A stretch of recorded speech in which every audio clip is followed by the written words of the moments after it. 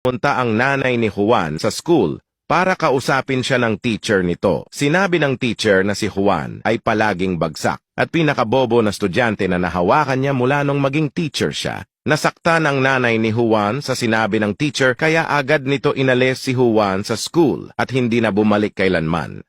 20 years later, nagkaroon ng kakaibang sakit sa puso ang teacher at ang tanging solusyon ay operahan ito ng nag-iisang doktor sa hospital. Ang doktor na ito ang pinakamagaling sa buong hospital. Naging success ang operasyon ng teacher. Unti-unti niyang minulat ang kanyang mata nang makita niya ang isang gwapong doktor. Parang may gusto ito sabihin. Ngunit biglang namutla ang muka nito at biglang namatay. Nagulat ang doktor at nagduda kung bakit nangyari ito. Pagtingin niya sa likod, nakita niya ang kaibigan nating si Juan.